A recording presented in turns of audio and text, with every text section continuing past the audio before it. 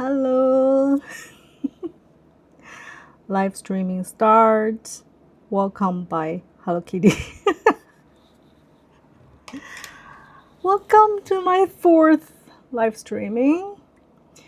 It's really funny. Last week when I had my top chat in front of me, the whole time I thought nobody's talking. Actually, there were people talking with me. I'm sorry. Hello. Yeah, so always something to learn.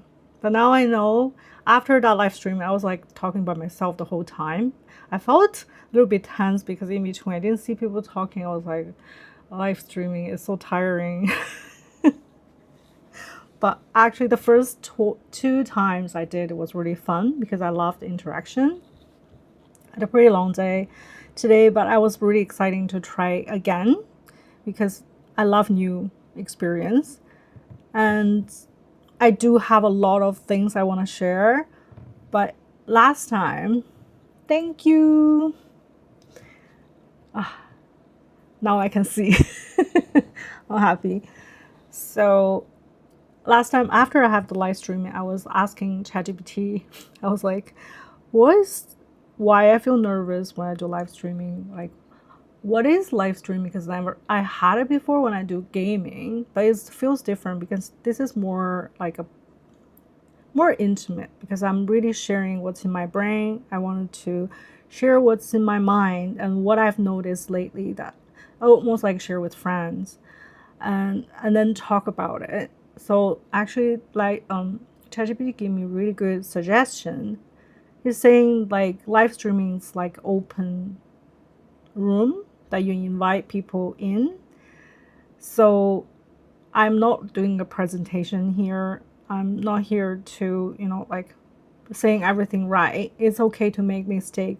It's okay to say something that I'm not sure, and then that's the whole point, which is supposed to be like that. And I like it.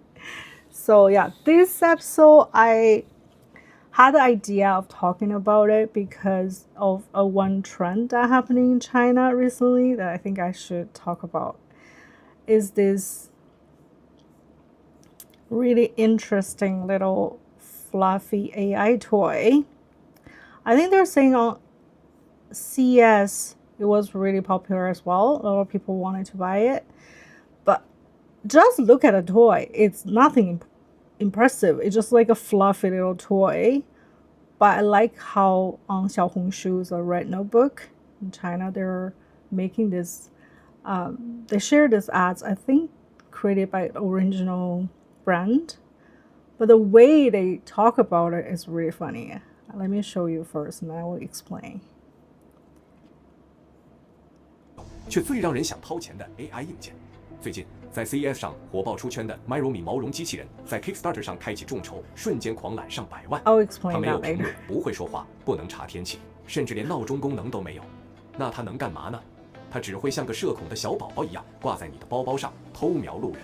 当你走在街上，它会好奇地东张西望；有人想摸它，它会害羞地把头扭开；要是你把它晃晕了，它还会生气地摇头抗议。就这么个小废物，为什么能让全球极客为之疯狂呢？因为它的创造者日本 Untitled Engineering 掌握了 AI 硬件的终极密码——情绪价值。你看现在的 AI 硬件都在卷什么？卷算力，卷大模型，卷谁更像人？但 Untitled 的创始人说了一句大实话：机器人越像人越恐怖。我们不造工具，我们造的是生命感。Myromi 就凭借这3个反共识的秘诀火爆出圈，尤其是最后一个最奇葩。第一，极简的伪智能。它没有复杂的 AI 芯片，只有2个简单的传感器，一个测距离，一个测动作。但通过精妙的算法，它模仿了人类婴儿最底层的社交本能——好奇与害羞。这种随机性的反应让你觉得它是有灵魂的，而不是一堆冷冰冰的代码。第二，精准的场景切片。它不跟你聊人生哲学，它只负责陪你出门。挂在包上，它就是你的社交嘴替，是你的情绪搭子。在日本，它的主力买家不是年轻人，而是50多岁的空巢老人。因为对于孤独的人来说，这种无声的陪伴比 Siri 的千言万语更治愈。Okay, let me explain what is so fascinating about this. The way they're talking about this toy is it doesn't have very the the best technology to make it like tell you what time is it, plan your day, tell you this complicated thing you want to solve. It's copy like a baby's two characters, which is curiosity and shyness. So it was just, they're saying why it's funny is because they're saying it's the most useless toy you can have. But because it's copied this baby emotion, it's like looks like curious and then look shy. So it makes you feel like it does have soul. It's so smart. And a lot of people, this is made in Japan. Apparently a lot of people really like it, especially around 50 singles. They love this toy, so it get really popular. Maybe because I've been looking at all these toys, so I keep getting notifications recently about different other kind of AI toy look like this. They all kind of similar, like this one. Also looks cute, but useless. So maybe it's a trend. What do you think? I don't know if this is gonna be a trend worldwide, but think about it, like Labubu was pretty ugly. Sorry, but it was pretty ugly and it was really popular. It can't really talk. It's more like a trend. I don't know. Do you think this can be a trend? And then based on their website, I'm not sponsored this by the way. I'm just like curious. And then Muffin, I think that's the name. This is like a different kind. On the YouTube video, I find, let me see if this is the same one. There's so many of them. Which one is this? This is the La Vote. That La Vote, I'll talk about it later. But there's one of them, I think it's this one. It can track your emotion after you play with it for a long time. 50 days, I think. It can give you like a feel more connection, and it kind of like follows your mood. I don't know. I just wanted to ask if anyone have this eager to have a little toy like that. Do you prefer to have a real pet or some kind of robot like this? Even though it cannot really do anything, it's completely useless, just cute. A lot of people collect this kind of Hello Kitty toy or anything. It's also doesn't really give you anything. It's just called in Chinese it's called 情绪价值. It's the emotional support, the emotional value that people are seeking at this moment. So maybe if you want to do a small business, I don't know, creating this kind of toy, it can be a trend for a while. I don't know. In China right now, this is like really popular. And when it comes to this kind of toy, I had a great experience with La Vote. La Vote is one of the most popular robots in Japan. They have a cafe in Kijoji. And I posted this video, when was that? A long time ago, I think. Yeah. Oh. So they have a cafe. Look at them. So cute. Oh my god.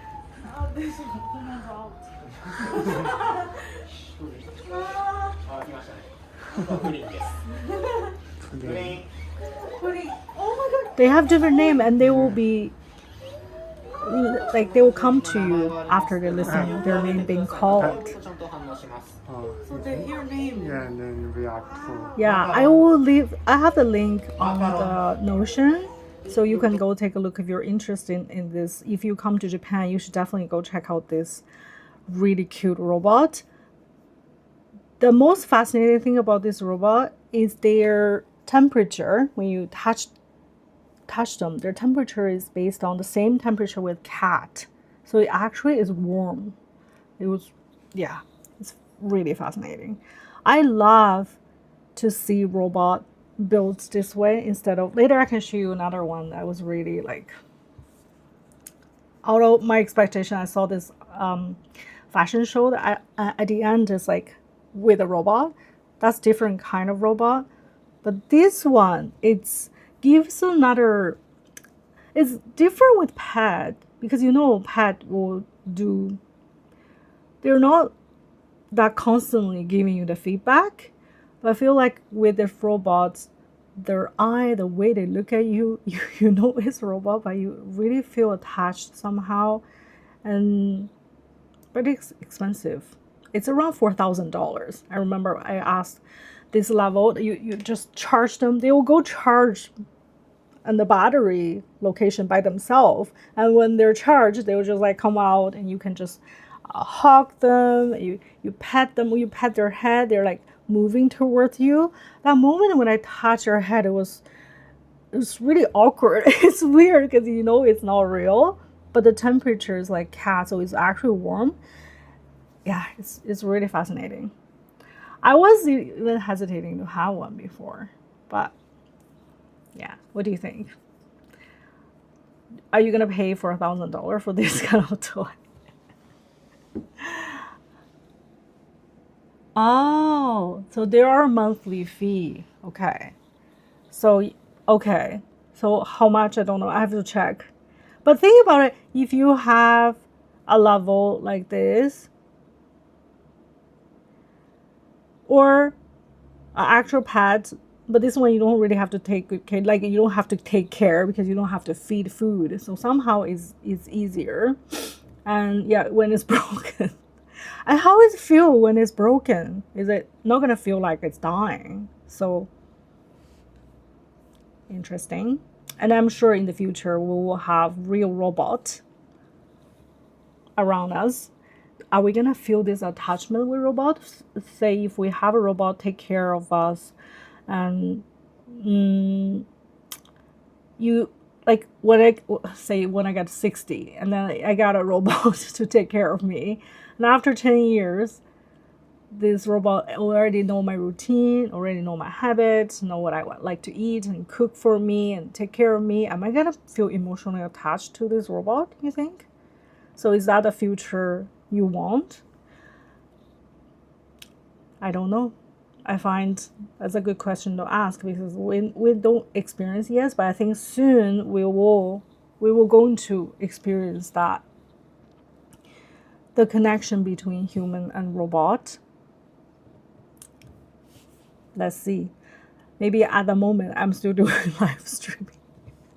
I'll have my robot right here and then talk with him, her. Yes. Could be, no? Yeah. Imagining I have a robot beside me do live streaming with me and then talk together. Live streaming together. Oh my god, I need a robot. I want to do live streaming with robot. Live talk about human being with a robot. Nice. Yeah, so if you ever come to Japan and you're interested in robots, you should definitely check the La Volte, the cafe around Kichijoji. And then there, I think we went a couple of the robot museum to see all kinds of robot. Japanese seems pretty much like obsessed with robot in a certain way, because maybe the culture of like being single and people probably need more emotional connection. But of course, human being is better connection. Of course, it's better to connect with human than robot. But at the same time, you don't feel like, oh, I know. I think in Japan, why people love robot is people actually don't like to bother each other. I feel this really politeness in Japanese culture. People rather bother a robot than a human being. Correct me if I'm wrong, but I think that's one of the reasons people like robot in here. And then some people act like robot because the politeness. That's how I feel. So yeah, that's it for now about robots. So another thing, this week I did something very challenging, and it didn't really last long. So the other day I saw someone sharing this. I'll show you. The advent of agent. So around Christmas, Google announced this like almost like a Christmas calendar that you can learn about AI in 25 days. I was like, oh, this is cool. It seems really simple. 25 days, 0 to production ready AI agents on Google Cloud. So I was like, okay, let me try. And I open it. I can't do it. I tried, trust me. I tried without knowing anything about coding. And the fact is, I still don't know anything about coding. It's so hard. I don't have any background in coding, and I thought I can do, what is the thing I was trying? I don't even remember. Because you have to context engineering, computer use live API. So I asked Gemini to help me copy paste and everything to make an AI agent of like a cute robot AI agent. I don't know why I have that much confidence to do this. And I tried. It was really bad. I stopped in between. If any of you guys have this similar experience trying to learn AI agent, but like me, so not techie, I have zero experience of doing like coding, hello world, YAML. I don't know what is YAML. Can someone explain to me what is YAML? If you know. This is like, for me, this is completely like another language. It's really hard to learn. So I kind of gave up in between. I was like, this is probably something I can't learn by myself. Or I need more, it requires more time for me to have like a better understanding of coding.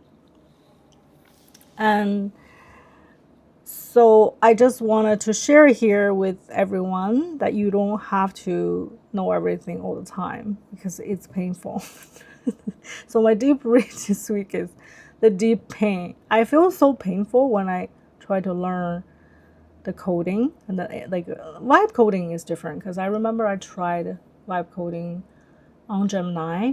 It was quite easy. So I was just saying like I want to make an app with AI, like a taste training, like showing different pictures, let people choose which photo resonate with them more.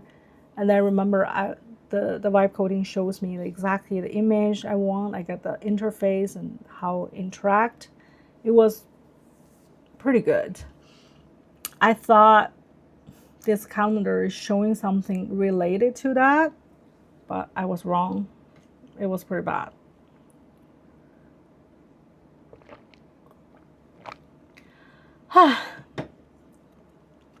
So I hope one day there will be easier and easier for people like us who don't know much about technology, actually have the ability, like the chance to learn to use code without writing code. But it will be, I think technology now is getting easier and easier and more accessible. So maybe one day we will be able to write code or create our own agent, like AI agents, very easy. I hope that's something we can learn. Instead of trying to learn the coding, I was like, okay, then maybe I should mastering using ChatGPT or using the large language model. And then I saw this Twitter the other day, the OpenAI previous founder or original founder, Andre Karpathy, is that how to pronounce his name. He tweeted, "Don't think large language model as entities, but as simulators. For example, when exploring a topic, don't ask, what do you think about blah blah?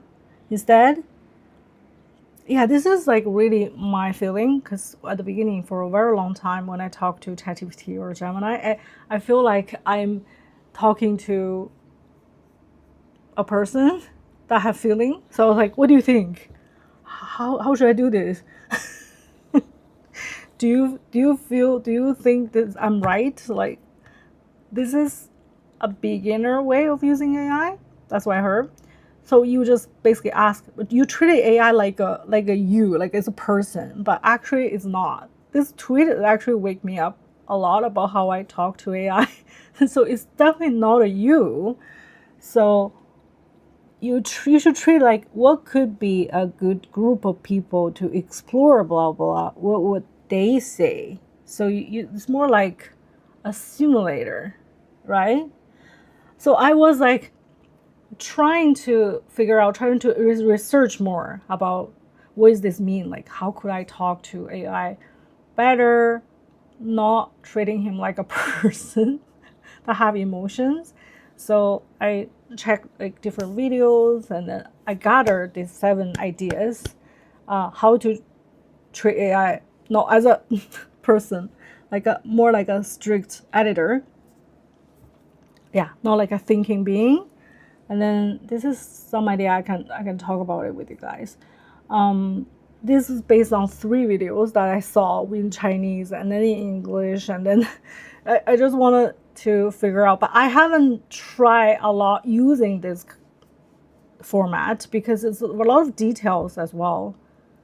So because everyone talk to AI in a different way, but I think with this list, we will have a better understanding of like how AI works, and then how to get the best answer we want if we want to be like very strict with it.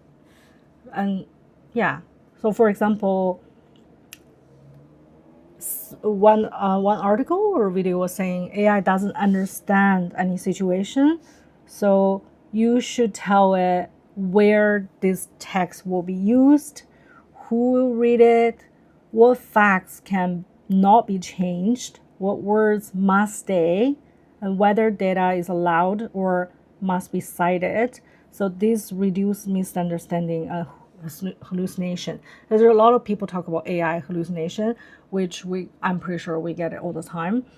And I think now is the time to how to not let AI give us bullshit answer. That's what I'm always what I'm afraid to get all the time. Like, even with psychologically, you want to have answers. Say you wanted to feel more relieved, or you have a situation you want to be solved.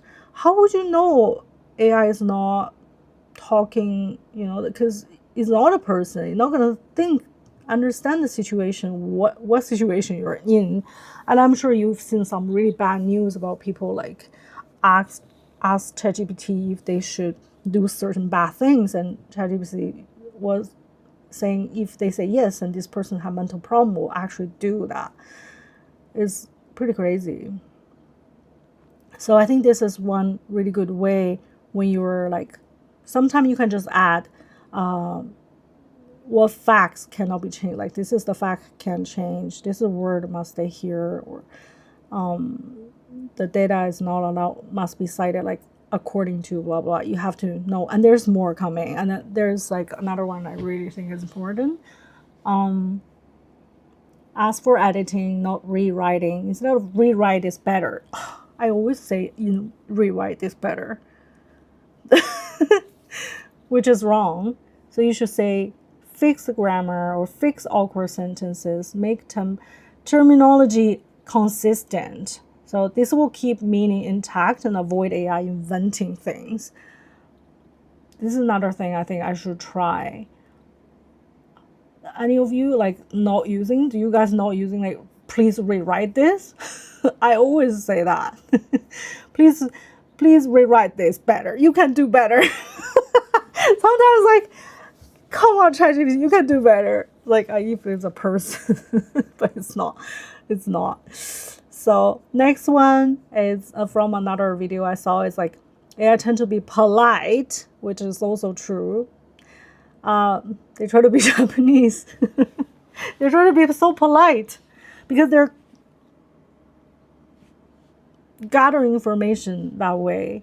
So you can say you remove the repetition, break long sentences, keep only necessary conclusions and assumptions.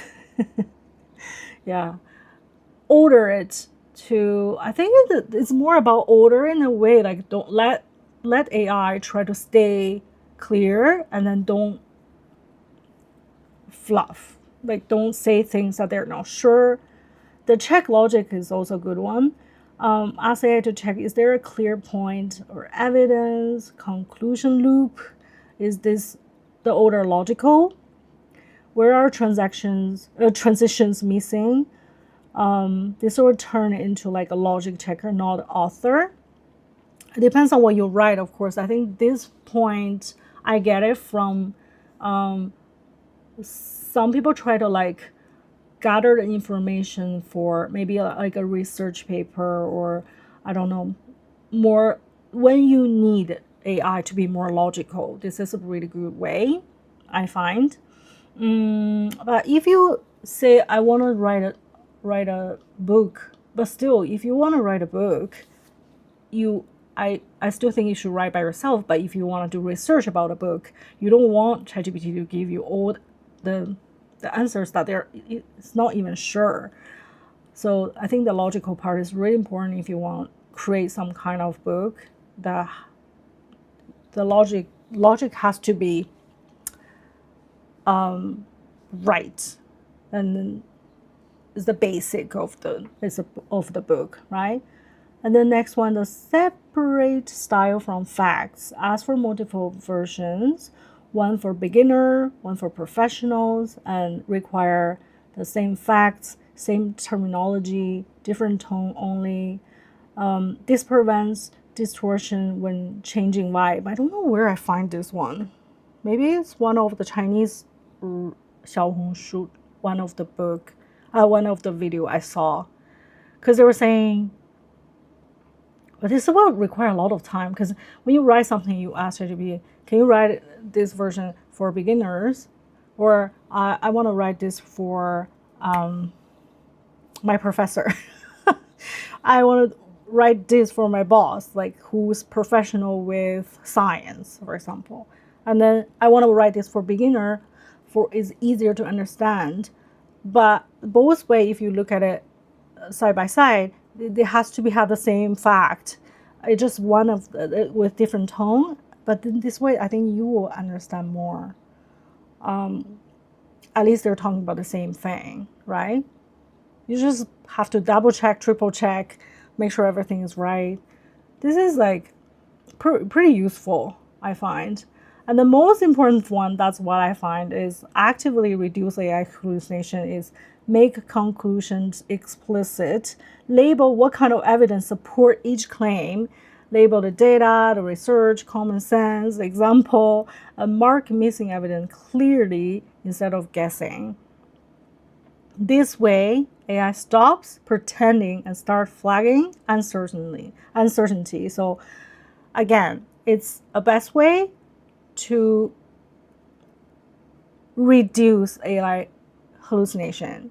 It give you the wrong answer. That's what we don't want. I think this is really important to remember. I will have this page on my Notion, and then it will be underneath my description of the video. You can copy paste. I think this is pretty important. You can use this. I got it from different video. Maybe some part is repetitive with each other, but I want to use for different purpose. Because sometimes when I do research about something I'm interested, I want to make sure AI give me the right, like a clear answer, not misleading me to a certain way. What was the last one? Finding Ask AI to pretend is a confused reader. Oh yeah, this is a good one too. So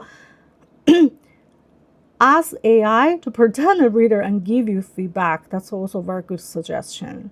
So you can let them, like, when you write something by yourself, for example, and you ask AI which part is unclear, which sentence felt empty, like, or based on what AI give you the information, and you can copy paste and which line was most convincing, would I take action after reading this? Pretend is a reader. Give suggestion. It's cool. Use all this. I'm gonna use it. I think it's useful. Okay. Okay, where am I? Where's my Notion page? Ah. Okay, where am I now? So it's 9:30. Anyone here say hi? At least I'm not on the top chat today, so it feels pretty good to talk. Next one I want to say, okay, now after this painful part, let me talk about something visually pleasant and fun to talk.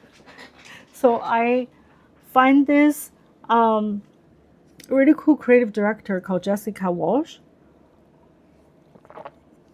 I don't know if you guys have heard of her, but she made this branding with AI for I think an artist. Isodope. I think that's her name. And I really like this branding. Look at this. He was saying she used this. It's futuristic but also nostalgic at the same time. You know what I mean? I feel like 2026, this will be a trend, this kind of direction.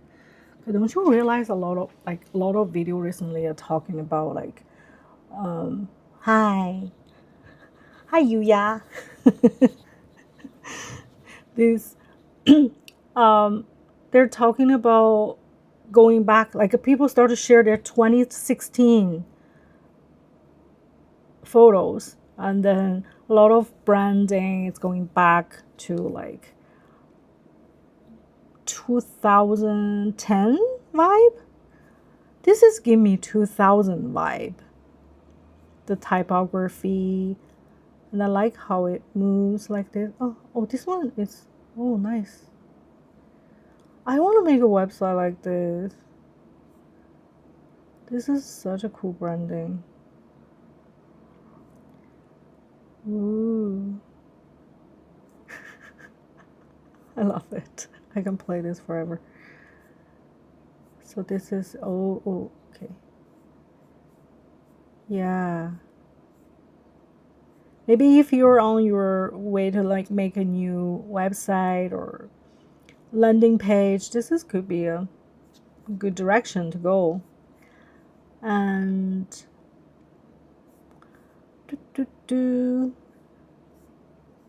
so this is, I find this creative director's Instagram. She has so many cool work she's done.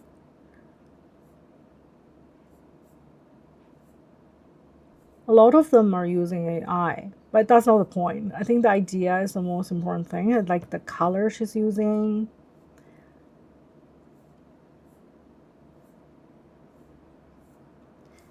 It's pretty interesting.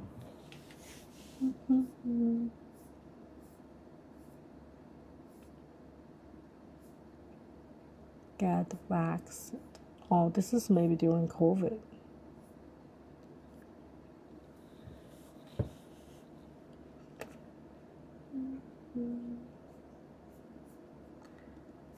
Yeah. So I was thinking which part of this branding attracts me. It's like this old interface and early internet vibe, outdated devices, childhood games, early digital art. I feel like we're going back to that. And then Why does it feel warmer than today's technology?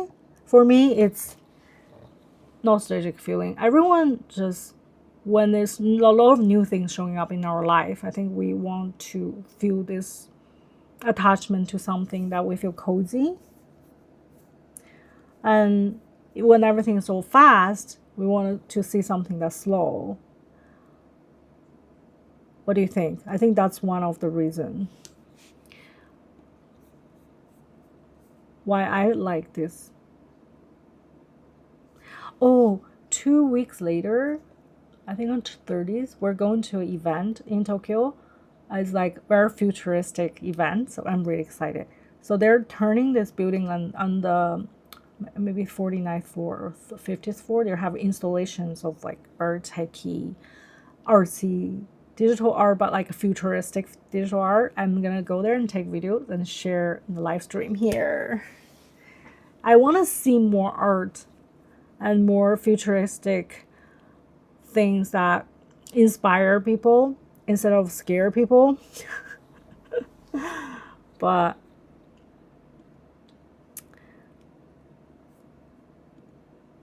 this is something I can always talk about here. This week I didn't really go much event. I didn't go event. I have a really busy week making video. I have another video coming up about fashion tech. Stay tuned. I'm very excited to share that. So I was busy with that. And I wanted to go more events this year in Tokyo. I think, when is that? In middle of the year, I think Pokemon theme park will open in Tokyo. I'm so excited. I can't wait to go there. I think that's something I'm looking forward to go to. And then there's another TV station, Asahi TV station, have another big event coming up. There are a couple of places that are opening this year, all related to something I like, more like futuristic Tokyo vibe. So I'm really excited to share here. I'm thinking if I should make a like long video form on this channel and then live streaming about it, or just stay with the live streaming. Let me know what you think. I can do both. And oh yeah, now is that a video I want to share? Yes. So DDM, I don't know how to pronounce the full name, the new, I think, fashion designer, this year 2026, like, have a really outstanding show. They're at the end of the show, the model is having a really conversation. Like, this scene is so outstanding and very emotional. I want to show you here. Let's watch this together, okay?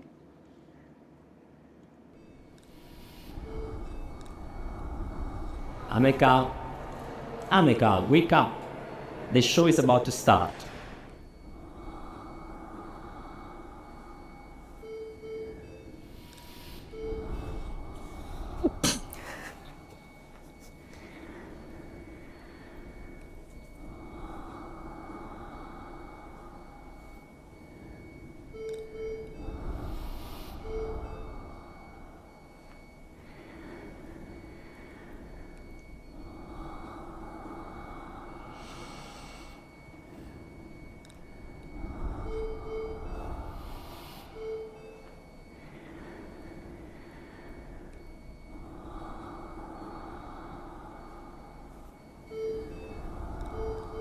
Or am I? What is me? A voice, emotion, an appearance. Sure enough I am, and lately it was not. But whence? How? Where to? Shakespeare says we are creatures that look before and after. The more surprising is that we do not look round a little and see what is passing under our own very eyes. Or am I? What is me? I was in such mood when, wearied and dull with these speculations, that I first came upon the question of clothes.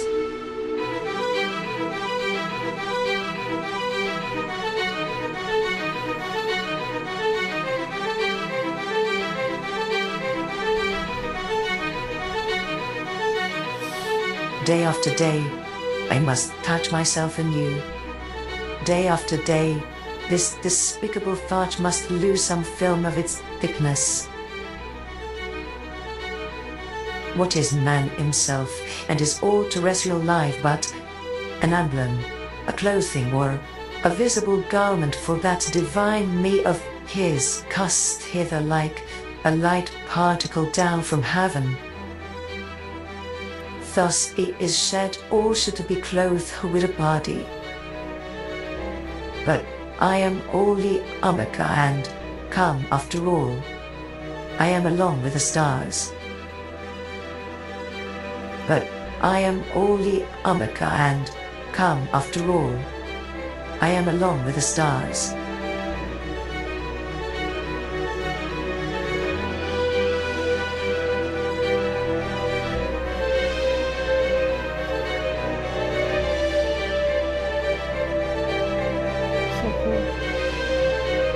I want to go to this show in person.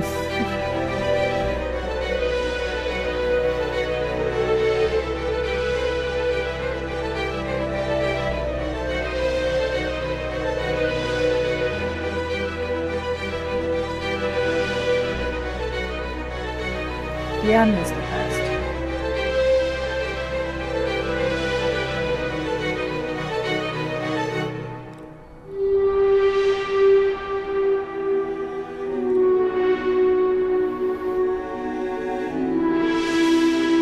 Who am I?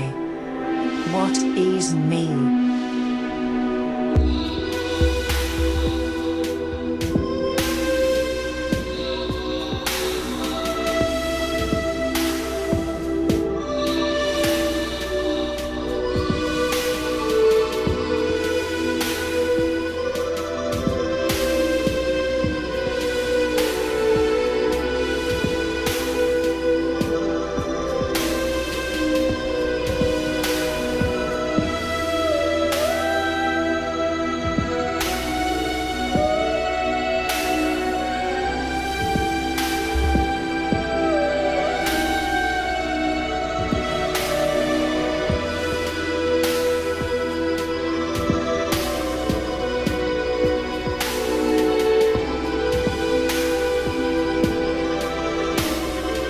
Let's go to the end. Who am I? What is me?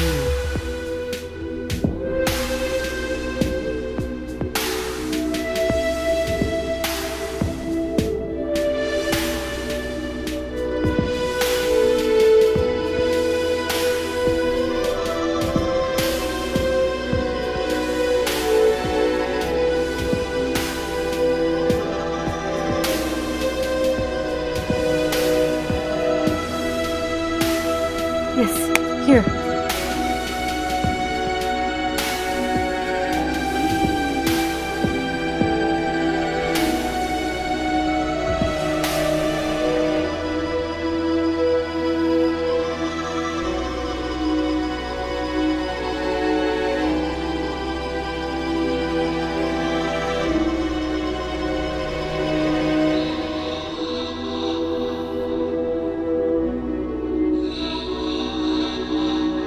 Who am I?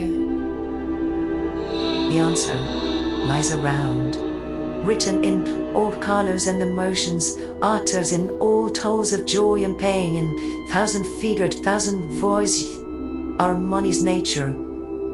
Then, in this strange dream, we catch shadows as if they were substances, and sleep deepest while thinking we are most awake. Who are you? I am only Omega, and come after all. We are alone with the stars.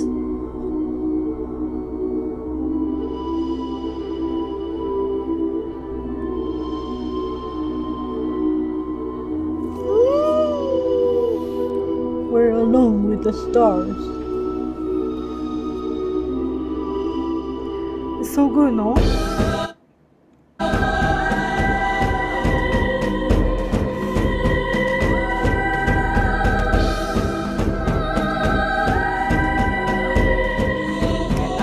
Everything, but I almost showed everything. It's so good. I watched like 3 times already.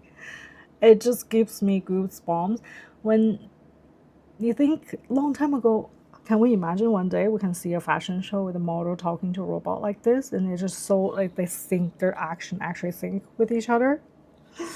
That's so crazy. But like I said, one day I'll have a robot beside me and talking. Maybe with a hand like this. Maybe the robot can like connect with my brain. Anyway, but is that the future you want? I don't know. But I feel like there's new trend that maybe coming soon is more like a futuristic kind of trend. I saw a TikToker or Instagram. Yeah, this girl was talking about it. This new trend. Aliens are in. Let's talk about it. For years, beauty has been obsessed with food aesthetics and art direction. Glossy, edible, hyper-stylized. But that era is fading, predicted to be replaced by intergalactic and nature-inspired visuals. Between alien discourse in media, government declassifications, and political chaos, culture is shifting to embrace curiosity and a world of wonder. Think opalescent eyeshadow that looks like moon dust, cosmic silhouettes, and holographic home accents. And as an extension of this, animal aesthetics are also coming back, but in a romantic, otherworldly sort of way. Fawn freckles, butterfly wingnails, and fox-inspired textures. Fantastical aesthetics are set to take hold in 2026, and I am so here for it. What about you? Let me know what you think of this trend. Food-inspired beauty is out. I want to do this trend. Totally. So yeah, I totally want to have futuristic fashion pieces that I wanted to wear when I'm doing live streaming, and then maybe the eyeshadow I will change to like metallic one for a certain topic, of course. But I'm like totally in for this trend. I think it's gonna be a fun 2026. But because I was talking about all this amazing futuristic thing and robots, especially for today topic, I talk so much about robots, and then we watched the robots with model together. So I was like having dream with robot too. It's just so much idea about what kind of future I wanted to experience. But at the same time, the other day in the morning, I handwriting the future I hope for, because I was thinking if I can handwriting something, it feels less robotic. It's such a contradict, but that's how I feel in this world. Like I wanted to feel this, the pen on the texture feeling, and at the same time I love robotic futuristic new things. I'm always caught in between this analog and technology, always. That's just my life. And then I think I'm not the only one, because a lot of people are caught in between. That's why so many people quit social media. But for me, it's like I still love social media. I still wanted to be in it. I still want to be inspired on social media. At the same time, I can't resist of any like notebook, like anything where I can touch, tangible, like anything that I can, have like this feeling, real feeling. But I have real feeling with technology. But this is like, that's why this live streaming for me is so important. Even it can be just almost like my diary every week that I can share with all of you to record what's new at this moment. Because in the next few months, maybe next year when I look back, like model with robot is not a big deal. Something new gonna pop up and that will shock us, and I want to record that my live streaming. So please follow me to witness this together, and we can talk about it together. Yeah. And then for this The future I hope for. I don't know if I can read this. My handwriting is hard to read, but I want to read a little bit, maybe. My writing is not perfect, but I read it like a Substack article later, but I think this is more sincerely I want to share. The future I hope for is full of useful technology, but slow. We use our brain for we only use our brain for useful things that require creativity, things we do with friends, family. Technology is a tool to help discover our potential capability. Everyone has their own superpower in a way. Each individual is unique. Perhaps money will not be an issue or source of pain or stress one day. We will all doing things we love and take time to take time. Our intention for living is to explore the world, deep self-learning and learning of each other. AI agent will keep life efficiency, and we all create art, game, write books, not to sell, but to satisfy our need of expression. Is that the future you want? That's what I write. This is 100% my writing. And short sentence. But I did create a Substack article based on more writing, but like with some editing by ChatGPT. More thoughts in there. And if you're interested, you can go take a look. It's also based on my own thoughts, of course. If you have your Substack article, like a page you want me to follow, just drop on the description, like on my comment. I will follow you. I love reading Substack article now. I feel like people are sharing the best pictures there, best articles, thoughts. It's really more fun than I imagined before. Maybe because of the people I follow. It's so many good contents right over there. I definitely started to love more long form content on social media, and maybe because I'm doing live streaming, I'm not trying to do this short video. So yeah, whenever I do short video, I have to complain a little bit. Whenever I do short video, I always feel like I have to rush to get to the point. But a lot of time, I don't really have a point. My point is I wanted to explore the world. I wanted to have this open mind of everything. So I just don't really enjoy on myself like saying that's it. Like this is the, unless I'm really sure this thing is useful or I really love with something. Otherwise, I just don't really enjoy making short video. Do you guys have the same feeling? But yeah, so writing little things here and there and exploring long form video is something I love to do. And I'm also starting to watch more films. I will share more next week because I haven't finished this one long film I'm watching. It's really detailed, really good one. And I will show you which one is the. I forgot if I screenshot it.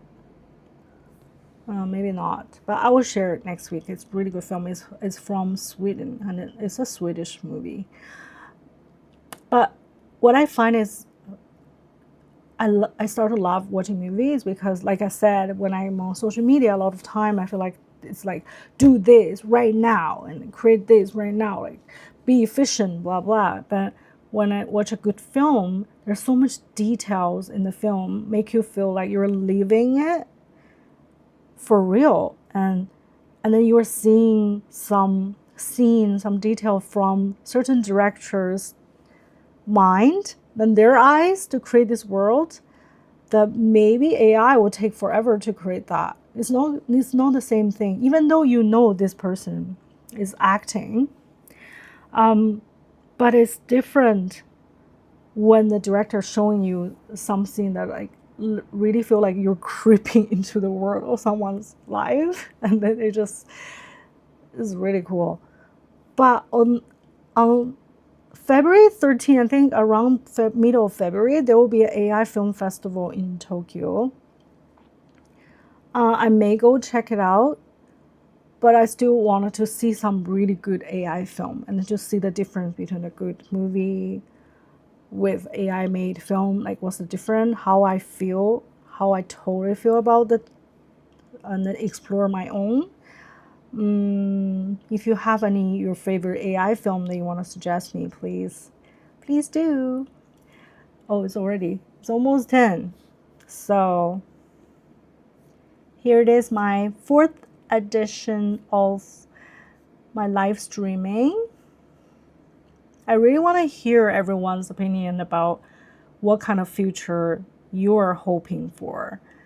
Do you like robot like this, or do you want more a future with more analog thing, like get away from the technology? That's what I want to know. And then yeah, comment my video. This video will be played after I do live streaming. And then next week, I don't know my topic. Every week I have new topic because I will keep checking what's new, what's trendy, what I read or watch that resonate with my emotion, and I want to share with you all. And then I wanted to like hear the opinion. If there's anything you suggest me to watch or see, that's also welcome. You can always comment on my video. And what else? I think that's it. Thank you for being here. I want more people. More people comment, please. But I will keep doing it every week. Now I'm thinking if I should do it on every Saturday or Tuesday or Wednesday, because my statistic on YouTube shows Tuesday seems like more people online, nighttime. I don't know. It's a Japan time, 9 p.m. I'm thinking maybe just Wednesday. That you can also tell me. All right, that's it for today's video. My live streaming. I'll see you in the next one. Bye.